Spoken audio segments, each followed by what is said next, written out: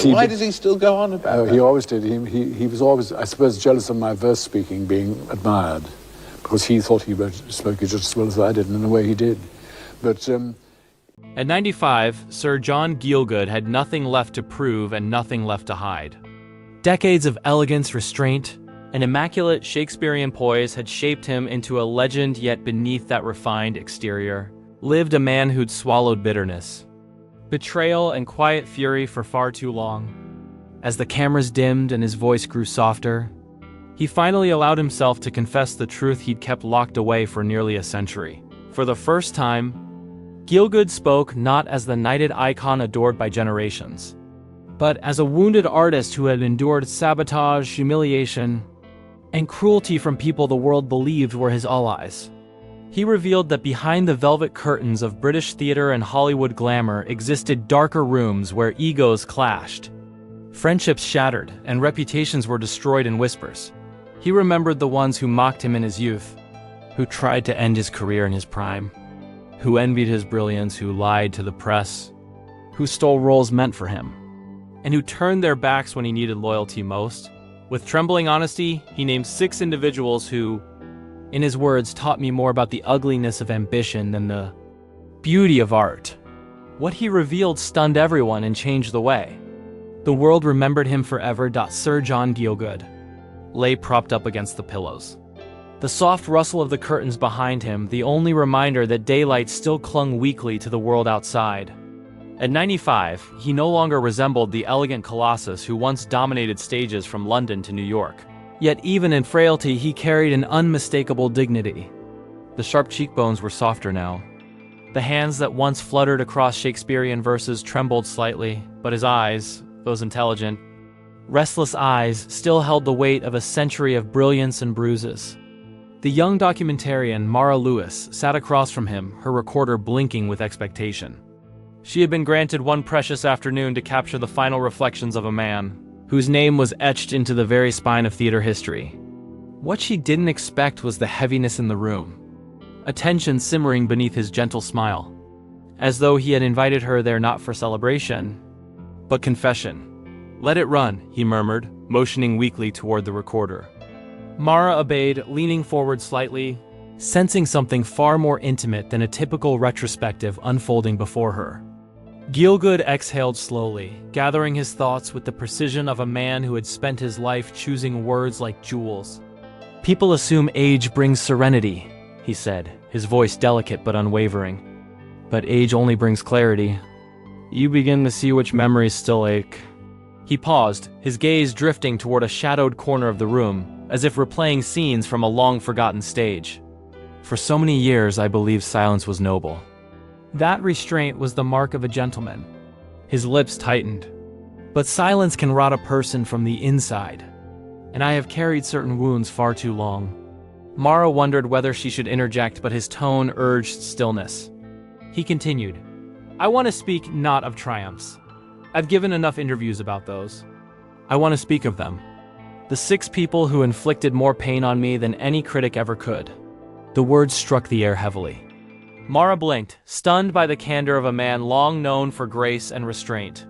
"Hatred," he said softly, "is an ugly word. But it is an honest one." His fingers twitched as though remembering the gestures of a younger self. "And I have hated, quietly, deeply, endlessly." He drew in a breath that shuddered through him. "The first man... Oh, he made my youth a battlefield. He despised me before he even knew me. Believed I was a threat. Thought I was too refined, too fragile, too Shakespearean for his taste." Gielgud's eyes narrowed, not with anger, but with the memory of humiliation endured quietly. He mocked my voice, my posture, even the way I breathed on stage. He told directors I lacked power, that I was unfit for tragic roles, that I was nothing more than a delicate novelty. And the worst part? His voice cracked. People believed him. Mara felt her heart clench. "Why didn't you fight back?" she asked softly. "Because I thought dignity meant endurance," Gielgud answered. "But endurance without truth becomes cowardice. And for years I allowed his cruelty to shape me. I doubted my talent. I questioned my worth. I altered performances I should have been proud of just to avoid his ridicule. He shifted, wincing at the stiffness in his limbs. No one knew. No one cared to ask. The theater world adores brilliance, but rarely the bruises behind it. The room darkened as the last light surrendered to evening, turning his face into a blend of shadow and memory. "I will tell you his name," he whispered. "But not yet. You must first understand the storm before you learn the thunder." Mara felt a chill pass through her, the weight of history settling between them. He continued, "These 6 individuals taught me that success does not shield you. It exposes you. And the higher you rise, the more vicious the claws that reach for you." His gaze hardened. "But I am done protecting them. I am done pretending their cruelty never happened." He closed his eyes for a moment, steadying his breath. When he opened them again, they blazed with a fire untouched by age. "Tonight," he said, each word deliberate, "you will hear everything." Night settled over the room like a velvet curtain, soft yet heavy, as if the world itself was waiting for Sir John Gielgud to continue. A small lamp beside his bed cast a warm amber glow over his face, illuminating every line carved by years of applause, heartbreak, and restraint. Mara Lewis sat motionless, her notebook untouched on her lap. She didn't dare interrupt the fragile gravity of the moment. The air felt charged, as though the truth Gielgud had held back for nearly a century was finally gathering the strength to rise. He inhaled slowly, the sound thin but steady. "The first man," he said, "was more than a bully. He was a saboteur, a man who believed that theater belonged only to him, that the rest of us existed merely to orbit around his ego." His eyes drifted to the window where the city lights flickered faintly. "He was older than me by a few years, already celebrated, already adored. And he used that power like a weapon." Gielgud's voice thickened with memory. "He made me feel small before I ever had the chance to become anything." Mara leaned forward slightly, but Gielgud continued before she could speak. "We were cast together in a Shakespeare production early in my career. I was ecstatic a chance to stand beside someone I had admired from afar. But admiration is a dangerous thing. It blinds you to cruelty until it is too late." His mouth trembled. He mocked me relentlessly in rehearsals. He would imitate my gestures, twist my lines into caricature, belittle my instincts. He called me the porcelain prince, said I was too delicate for the rawness of Shakespeare. He swallowed hard. He said it loudly so the entire cast could hear. Mara felt anger coil inside her. "Did the director step in?" she asked. Gielgud shook his head, a weary smile forming. "Oh no, they adored him. He was untouchable. His cruelty was dismissed as passion, as if genius required brutality. And I, young, unknown, trembling with self-doubt, I apologized. Imagine that. I apologized for the very craft I had devoted my life to." He looked down at his hands, the thin skin trembling slightly. He wasn't content with humiliation. He wanted to crush my spirit. He spread rumors among producers that I was fragile, unreliable, that I fell apart under pressure. Imagine trying to build a career with whispers like that floating ahead of you. His voice thinned, and I never confronted him. Not once, because I believed the lie that being gracious meant being silent. Mara felt her chest tighten. "Why are you telling it now?" she whispered. Gielgud raised his eyes, and for a moment she glimpsed the fire of the young actor he once was. "Because I have carried this man's shadow for more than 70 years. And at 95, I refuse to let him haunt me any longer. I refuse to let history remember him as noble while I swallow the pain he caused." The room felt smaller, as though tightening around the truth he was preparing to reveal. He shifted slightly, gathering breath and courage. "You must understand," he said, "in the theater, hatred hides behind applause. Jealousy hides behind compliments. And the people who harm you the most often do so with a smile." The bitterness in his voice was soft, not sharp like a wound scarred over, but still tender. Mara waited, sensing the name approaching like approaching thunder.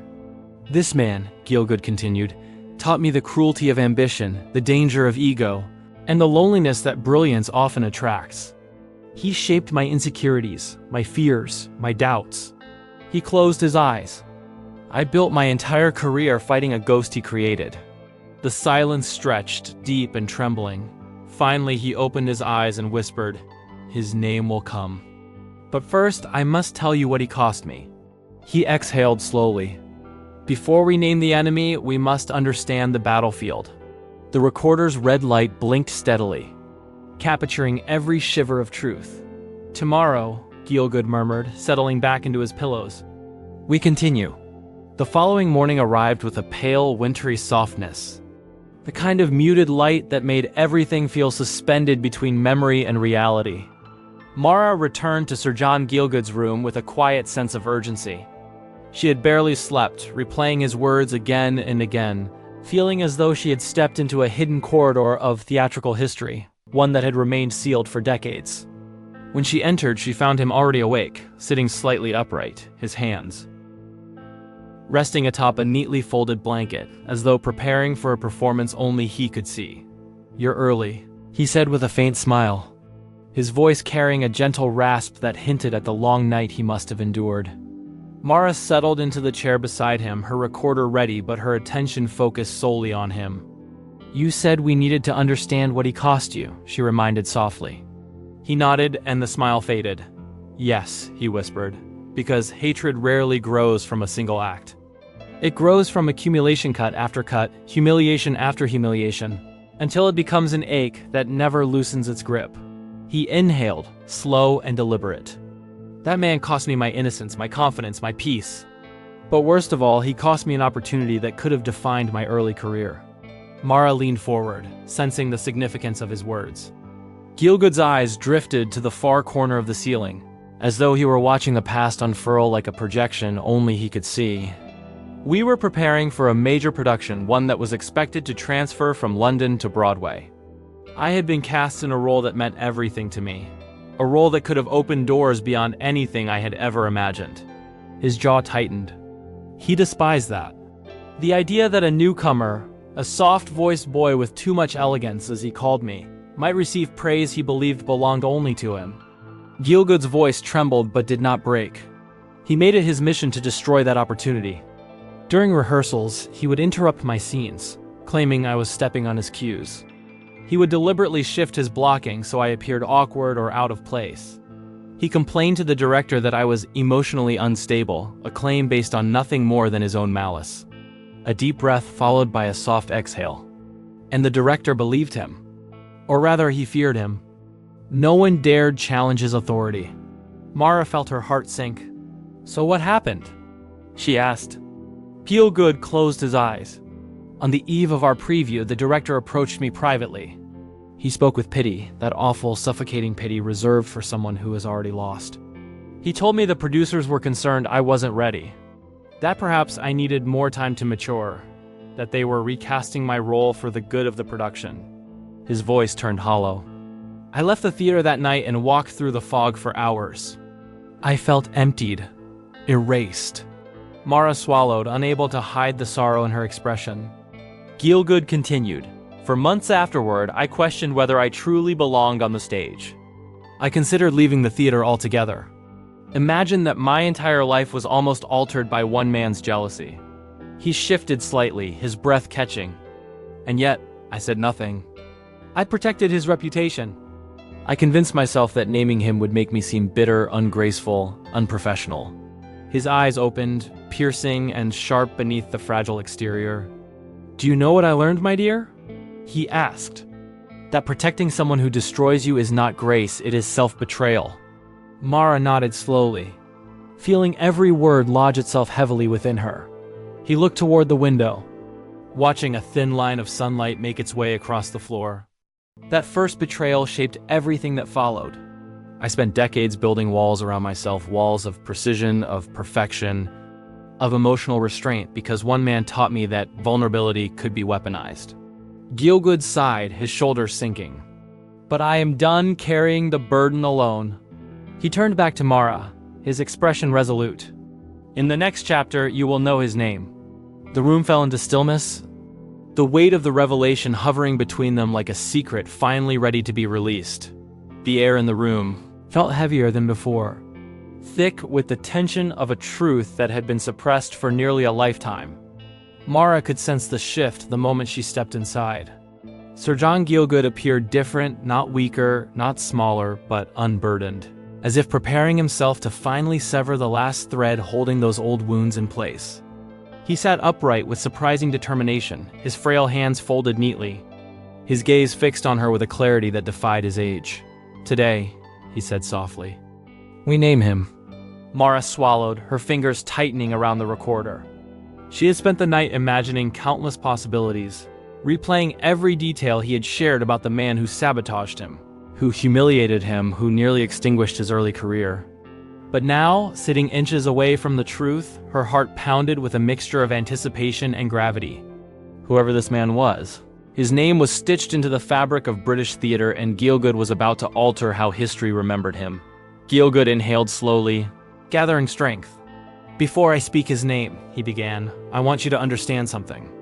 Hatred, it corrodes differently at 95 than it does at 25. It becomes less fiery, less dramatic.